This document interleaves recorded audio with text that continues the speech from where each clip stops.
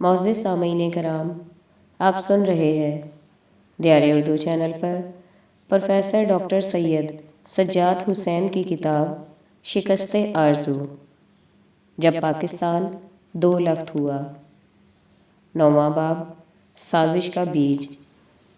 ملک توڑنے کی سازش کا بیج ڈالنے سے 1971 میں اس فصل کے بارآور ہونے تک یکے بعد دیگر رونما ہونے والے تمام واقعات کی بنیاد بنگالی قوم پرستی تھی۔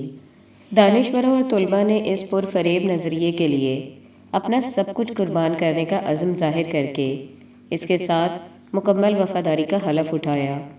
بعض نے اپنے آپ کو اس یقین کے ساتھ بنگالی قوم پرستی کے لیے وقف کر دیا کہ ان کی نسل کی بقا اسی میں ہے۔ پھر یہ بھی ہوا کہ آدھے سچ اور آدھے جھوٹ کو نظریہ بنا کر اپنا لیا گیا۔ اس ضمن میں منطقی تجزیے کی ضرورت ہی محسوس نہیں کی گئی اور نہ ہی جذبات کی سطح سے بلند ہو کر معاملات کا جائزہ لینے کے بارے میں سوچا گیا۔ قوم پرستی پروان چڑھتی گئی اور اس پر فدا ہونے والوں کی تعداد بھی بڑھتی گئی۔ جنون کا یہ عالم تھا کہ اسے عملاً مذہبی عقیدے کی حیثیت حاصل ہو گئی۔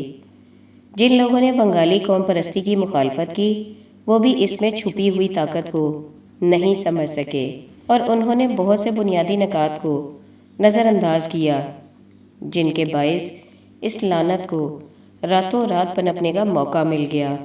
نوجوانوں میں قوم پرستی کے جذبات تیزی سے پروان چڑھے اور وہ دیکھتے ہی دیکھتے بارود کے ڈھیر میں تبدیل ہو گئے۔ مجھے تسلیم ہے کہ میں بنگالی قوم پرستی کے سراسر خلاف تھا، لیکن نوجوانوں میں اس نظریے کی مقبولیت کا میں بھی اندازہ نہیں لگا سکا، اور جب یہ بم پھٹا تو پتہ چلا کہ مجھ سمیت کسی نے بھی بچنے کی تیاری نہیں کی تھی۔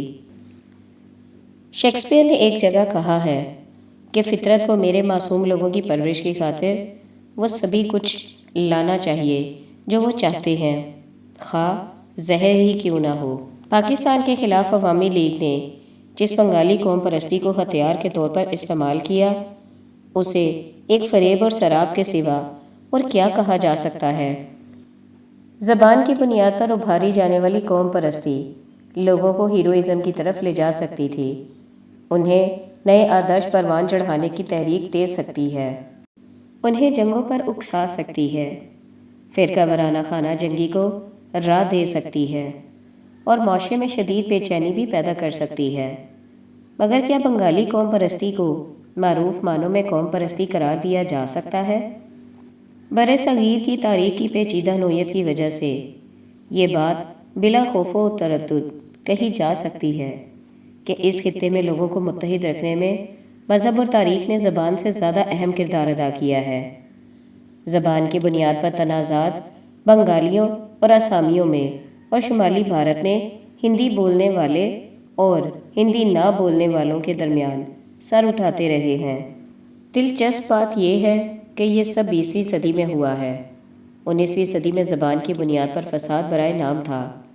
علاقائیت ضرور فروغ پائی تھی، تاہم وہ جغرافیائی اور مذہبی بنیاد پر تھی، زبان کی بنیاد پر نہیں۔ بھارت میں قوموں اور زبانوں کا تنوع رہا ہے۔ ان متنوع زبانوں اور مختلف ثقافتی پس منظر کے حامل لوگوں پر حکمران اپنے انتظامی نظریے تھوپتے رہے ہیں۔ اگر مغل اور برطانوی سلطنت زبان کی بنیاد پر قائم نہیں تھی تو قدیم ہند میں موریہ خاندان کی حکومت کی بنیاد بھی زبان نہیں تھی۔ جب بھی مرکزی حکومت کمزور پڑتی تھی اور سلطنت چھوٹے چھوٹے راجواڑوں میں تقسیم ہو جاتی تھی، اس وقت بھی ہر یونٹ زبان یا اسی طرح کی کسی اور بنیاد پر کام نہیں کرتا تھا، بلکہ اس کے معاملات مرکز سے بغاوت کرنے والے قائدین کے ہاتھ میں ہوا کرتے تھے۔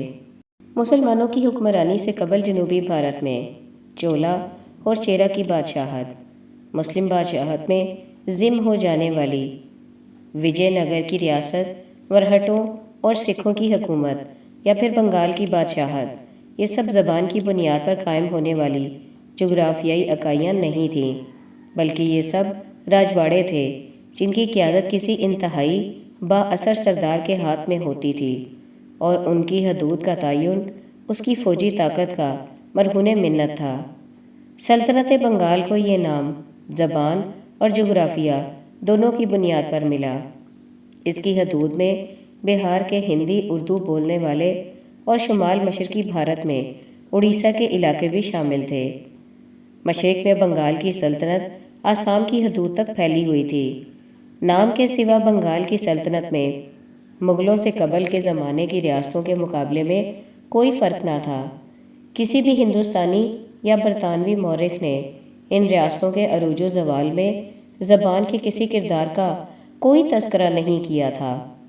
مرہٹے مغربی ہندوستان کے جنوبی ہندو تھے۔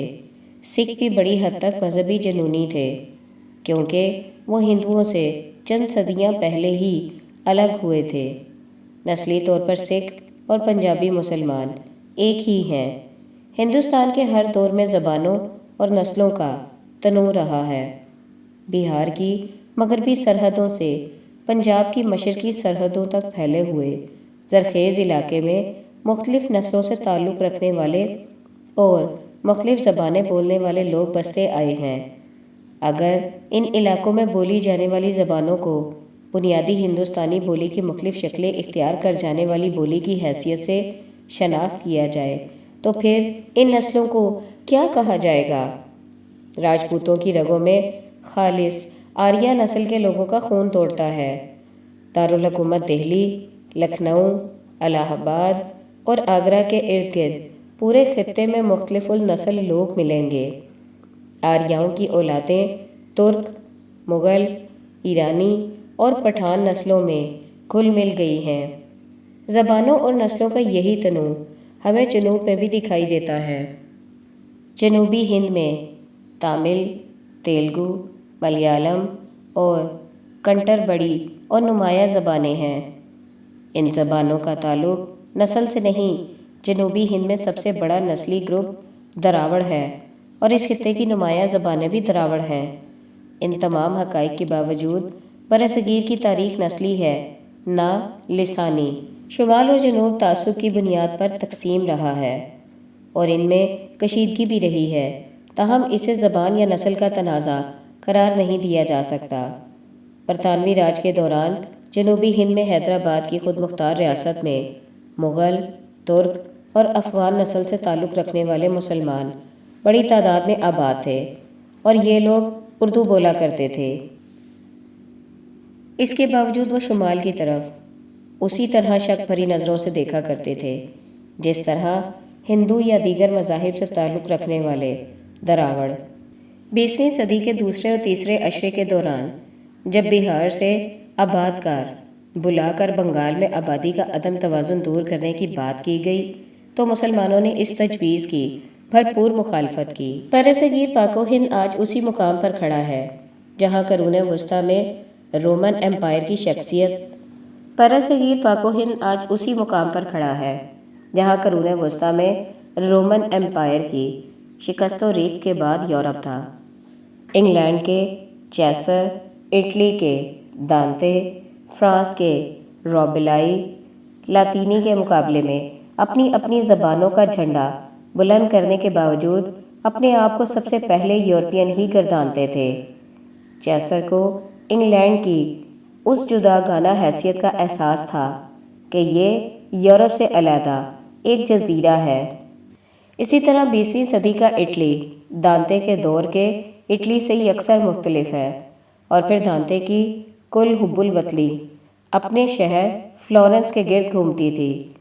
ان یورپی دانشوروں نے سمجھ لیا تھا کہ مختلف علاقائی اور لسانی مظاہرے سے بڑھ کر یورپی ثقافت تھی جو ان میں مشترک تھی۔ یہ دانشور بھونج کے رہ جاتے اگر کوئی ان کو بتلاتا کہ فرانس اور انگلینڈ کی یا اٹلی اور فرانس کی ثقافت کوئی الگ چیزیں ہیں۔ اس وقت کی یورپی ثقافت کی بنیاد عیسائیت اور روم و یونان کا تہذیبی ورثہ تھا۔ ان ثقافتی بنیادوں پر اگلی 4 صدیوں میں یورپ میں قومی ریاستوں کا تانا بانا بنا گیا جن میں نسل اور زبان کا عنصر نمایاں تھا، تاہم زبان اور قومیت مکمل طور پر برتری حاصل نہیں کر سکے۔ سوئٹزرلینڈ اس کی زندہ مثال ہے۔ اسی طرح ہالینڈ ہے جو یورپی سیاست میں نمایاں ہے، مگر جس کا وجود زبان یا قوم کا مرہون منت نہیں ہے۔ یا پھر جرمن زبان بولنے والا ملک آسٹریا ہے، جس کی علیحدگی کی تحریک کو ہٹلر بھی نہیں کچل سکا۔ آخر ایک ہی زبان بولنے والے دو ملکوں یعنی آسٹریا اور جرمنی کا کیا جواز بنتا ہے؟ اسی طرح مشرقی اور مغربی جرمنی کو ہم کیا کہیں جو مسلمہ طور پر ایک ہی زبان بولنے والے دو ملک تھے۔ لسانی بنیاد پر قوم پرستی کی بات کرنے والوں کو ہنگری، ہالینڈ یا سوئٹزرلینڈ کی مثال پسند نہیں آئے گی، مگر کیا ریاستوں کی تشکیل میں ہم زبان اور کلچر کے کردار کو تاریخی حقائق کے معاملے میں زیادہ اہمیت دیں گے؟ رومن سلطنت کے ٹوٹ کر بکھرنے پر یورپ نے جو کچھ کیا وہی سب کچھ بر صغیر میں بھی ہوا۔ مغل سلطنت کے بکھرنے پر مختلف علاقوں میں با اثر قائدین کے زیر اثر چھوٹی چھوٹی ریاستیں نمودار ہو گئیں۔ مقامی سیاست کے الٹ پھیر نے بھی اس سلسلے میں اہم کردار ادا کیا۔ بہار، اڑیسہ اور بنگال پر مشتمل علی وردی خان کی بادشاہت، اودھ اور آگرہ میں نوجوانوں کی حکمرانی، پنجاب میں رنجیت سنگھ کی حکومت، مغرب میں مرہٹوں کی، حیدرآباد اور میسور میں مسلمانوں کی فرما روائی مجموعی طور پر الگ الگ ریاستوں کی شکل میں باقی رہ سکتی تھی، مگر بر صغیر میں برطانیہ اور فرانس کی کشمکش نے ایسا نہیں ہونے دیا۔ میں اپنی بات منوانے کے لیے ماضی کو نہیں کنگال رہا، بلکہ جو کچھ میں بیان کر رہا ہوں اس کا بنیادی مقصد اس حقیقت کو واضح کرنا ہے کہ لسانی قوم پرستی ایک بالکل نئی چیز ہے۔ جو کچھ حکمرانوں نے لوگوں پر مسلط کیا، اس سے ہٹ کر بر صغیر میں اتحاد اور یکجہتی کی بنیاد ہمیشہ مذہبی ثقافت پر رہی ہے۔ مغرب کے مرہٹے، مشرق کے بنگالی اور دوسرے بہت سے علاقوں کے ہندوؤں کی مذہبی روایات ایک تھیں۔ ان کے دیوتا مشترک تھے۔ گیتا اور اپنشد پر ان کا کامل یقین تھا۔ مہابھارت اور رامائن ان کے لیے محض نظمیں نہیں تھیں، بلکہ ان میں وہ مذہبی احکام بھی تلاش کرتے تھے۔ البتہ یہ اتحاد بلا استثناء نہیں تھا، جزوی تھا۔ کروڑوں مسلمان تھے جو کسی بھی اعتبار سے ہندوؤں کی مذہبی روایات کو قبول نہیں کر سکتے تھے۔ اگر ہم تھوڑے بہت عیسائیوں اور پارسیوں کو نہ گنیں تو پورے یقین سے کہا جا سکتا ہے کہ بر صغیر کے باشندوں کو ایک لڑی میں پرونے والی چیز ہندوازم تھا یا پھر اسلام۔ زبان یا نسل نے کبھی اتحاد کی بنیاد کا کردار ادا نہیں کیا۔ اگر ہندوازم اور اسلام کو نکال دیا جائے تو اس خطے میں صرف نسلی اور قبائلی روایات اور ان کے باہمی تصادم سے پیدا ہونے والی بدحواسی ہی رہ جائے گی۔ کانگریس نے ہندوستان میں قوم پرستی کا جو تصور پیش کیا، اس نے مسلمانوں کی جانب سے پیش کیے جانے والے اس تصور کو مسترد کر دیا کہ وہ ایک علیحدہ قوم ہے۔ پنڈت جواہر لال نہرو نے اپنی کتاب دی ڈسکوری آف انڈیا میں بھارتی یکجہتی اور یگانگت پر زور دیا ہے اور اس سے انکار کرنے والوں کو تضحیک کا نشانہ بنایا ہے۔ مگر سوال یہ ہے کہ انہوں نے بھارتی یکجہتی کے جواز کے طور پر ہندو کلچر کے سوا کیا پیش کیا ہے؟ اور دوسروں کی طرح خود نہرو بھی اسی خیال کے حامل تھے کہ ہندو کوئی مذہب نہیں، روایات کا مجموعہ ہے۔ وہ ہندو کلچر کو خالص مذہبی نہیں بلکہ سیکولر کلچر قرار دیا کرتے تھے۔ مشکلات اسی مقام سے شروع ہوئیں۔ گیتا، اپنشد اور ویدوں کے کلچر میں مذہب کو اپنانے کا تصور نہیں تھا، تاہم قرآن کے معاملے میں ایسا نہیں تھا۔ قرآن کو زندگی بسر کرنے کے مکمل ضابطے کی حیثیت سے اپنانے کا واضح مطلب مذہب کو گلے لگانا ہی تھا۔ اب ہوا یہ کہ جس نے ہندو کلچر کو اپنایا اور اس کے مطابق زندگی بسر کرتا رہا، وہ تو مرکزی دھارے میں شامل کہلایا اور اس سے کسی کو کوئی اختلاف نہ رہا، مگر جس نے اس کلچر سے ہٹ کر کچھ اور اپنایا تو اسے قبول کرنے سے انکار کا رویہ پروان چڑھا اور اسے فرقہ پرست قرار دیا گیا۔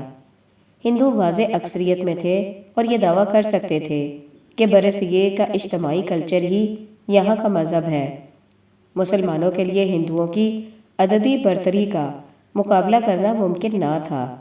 مسلمانوں نے اپنے لیے برصغیر میں الگ وطن کا مطالبہ طویل مدت تک بحث و تمہیز کے بعد کیا۔ کانگریس نے ایسے حالات پیدا کیے کہ مسلمانوں کے لیے اس مطالبے کے سوا چارہ نہ رہا۔ مسلمانوں کے جذبات کو یکساں نظر انداز کرنے اور تضحیک کا نشانہ بنانے کا یہی نتیجہ برآمد ہونا تھا۔ مسلمانوں کے لیے کانگریس کی تنگ نظری ناقابل برداشت ہو گئی تھی۔ کانگریس نے ہندوستان کے لیے یہ گانگت کی بنیاد ہندو مذہب اور کلچر کو بنایا، اور اس حوالے سے مسلمانوں کے کسی بھی دعوے یا دلیل کو سننے کے لیے تیار نہ ہوئے۔ جب مسلمانوں نے یہ سوال کیا کہ کیا ہندوستانی کلچر ہندو مذہب سے ہٹ کر کوئی چیز ہے، تو جواہر لال نہرو نے دی ڈسکوری آف انڈیا میں اس کا جواب یہ دیا کہ کشمیر میں ان کی اپنی نسل کے لوگ مسلمانوں کی طرح گوشت کھاتے ہیں۔ اس مثال کو پیش کرنے کا بنیادی مقصد مسلمانوں کے اس دعوے کو غلط قرار دینا تھا کہ ہندوؤں اور مسلمانوں کی کھانے پینے کی عادات بھی مختلف ہیں۔ نہرو نے گوشت کے لیے بیف کے بجائے میٹ کا لفظ استعمال کیا۔ اس کا واضح مطلب یہ ہے کہ ان کے نزدیک بعض ہندو بکرے یا مرغی کا گوشت کھاتے ہیں، گائے کا نہیں۔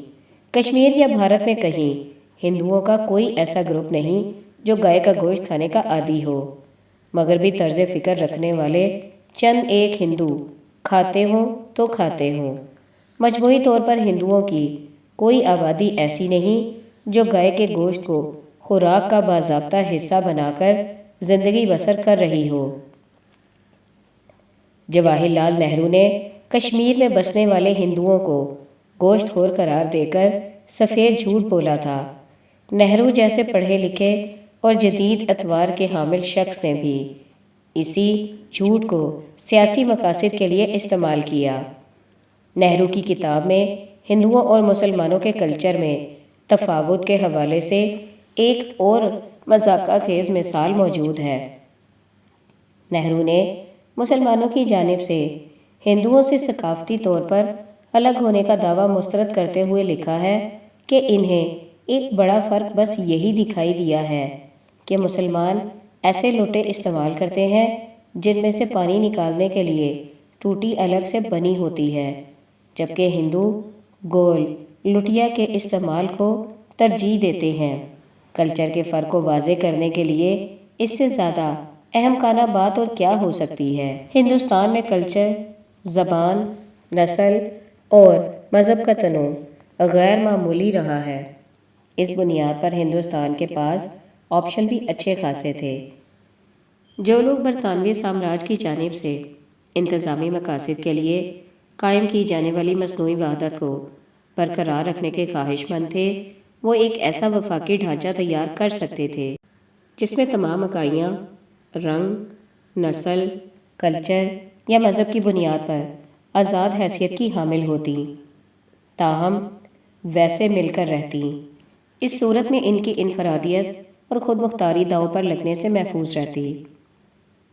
کانگریس کے قائدین نے ابتدا ہی سے یہ راگ الاپا کہ ہندوستان ایک قومی ریاست ہے اور ہندوستان کی حدود میں رہنے والے ہندوستانی ایک قوم ہیں۔ مسلمان اور دیگر اقوام نے اس تصور کے جس قدر مخالفت کی، کانگریس اسی شدت سے کثیر القومی ہندوستان کے تصور سے دور ہوتی چلی گئی۔ مسلمانوں اور دیگر اقلیتوں کے لیے یہ مشکل گھڑی تھی۔ ہندوستان کو ایک قوم قرار دینے میں انتہا پسند ہندو مثلاً مالویہ اور سیکولر ہندو مثلاً جواہر لال نہرو اس حد تک چلے گئے کہ واپسی مشکل ہو گئی۔ مالویہ اور مونجے جیسے لیڈر کھل کر کہتے تھے کہ ہندوستان ہندو ریاست ہوگا، جبکہ پنڈت موتی لال نہرو اور پنڈت جواہر لال نہرو ہندوستان کو سیکولر بنیاد پر قومی ریاست بنانے کے حق میں تھے۔ اس سے یہ ثابت ہوتا ہے کہ خود ہندو قائدین کے ذہنوں میں یہ واضح نہ تھا کہ ہندوازم اور سیکولرزم میں کیا فرق ہے۔ قدیم ویدانت کے فلسفے کو قبول کر لینا تو مذہب نہ ہونے کے باوجود درست تھا، تاہم اسلام کو قبول کرنے میں قباحت تھی۔ برطانوی سلطنت کے ختم ہونے کی صورت میں لسانی بنیاد پر ریاستیں بھی معرض وجود میں آ سکتی تھیں۔ اس صورت میں جنوب میں تو ایک دراوڑ ریاست بن جاتی، آسام میں زبان اور کلچر کے فرق کی بنیاد پر کئی ریاستیں معرض وجود میں آتیں۔